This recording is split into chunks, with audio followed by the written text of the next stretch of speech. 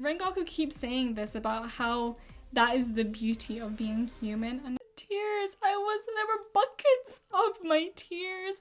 I finally got to see Demon Slayer Mugen Train, the Demon Slayer movie. I have been waiting for this, and I finally got to see it, and I have thoughts. Okay, I have many thoughts, and I cannot wait to share them with you. This time we get focused on him, and I loved him from the get-go. You can tell instantly what kind of character he has, his positivity, his just happy aura. It's so lively and friendly, and you just want to be friends with this guy. I know they also say he's weird and his whole character is a bit strange, but I love it how he's like always staring with his eyes open. I don't know why that is, but I loved it. He's just a really lovely guy from the get-go, and I was so excited to see more about him, learn more about him, and also to see him fight since he is very strong. So what I liked about the movie is that we get into the action straight away. What I really liked about the dream world especially as well was the symbolism of the subconscious. Each person's subconsciousness gave off the kind of person that they are. So for example, we had Rengoku's subconscious, which was just roaring flames, which symbolizes his passion, his determination, and his drive. That was what we saw, and it was who he is. And Tanjiro's subconscious was this vast, clear, beautiful sky. And it was radiating warmth, which very much symbolizes who Tanjiro is. He's this kind, pure, warm-hearted guy, and you could see that in his subconscious. It was really nice. They used imagery and animation to show us more of who these characters are. Another thing that was really good about this being all in a dream and everything was that we got to see more of a mental fight. So usually shonen anime, including Demon Slayer, are all physical fights for the most part.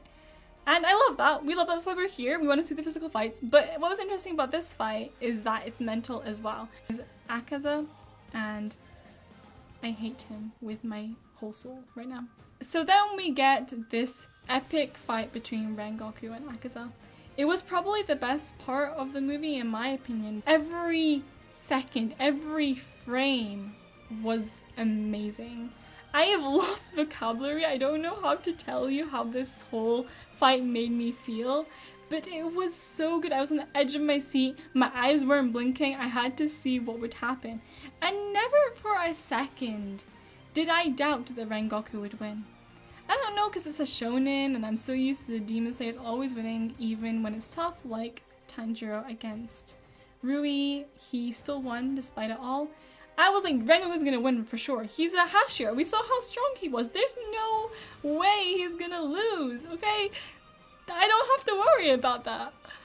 Boy, was I wrong. Fighter, you're an awesome martial artist. You have not reached your peak yet, but you can if you become a demon, and you can live for so much longer, and you can heal so much faster, and you'd be the most powerful. But then Rengoku says no, because he has appreciation for humanity. He appreciates that humans will live and then they will die. Rengoku keeps saying this about how that is the beauty of being human, and I loved the message of that. It really made me think, and I'm sure it made many others think as well. And it was nice to see a character who loves humanity so much. It's something that we really need in this particular time as well that we're in. It's a thing to think about. And Rengoku sees that. He doesn't care that he's going to die. He accepts that and he's okay with it. And that's what makes humanity and being human such a great thing. They live their lives to the fullest. And Rengoku is trying to tell this demon that throughout the fight. And it adds even more to the fight. But even through it all, Rengoku died. Yeah. I did not see that coming at all. And despite died. And then we get a a very sad moment between Rengoku and Tanjiro, where Rengoku speaks to him and he tells him all these things that he wants him to do.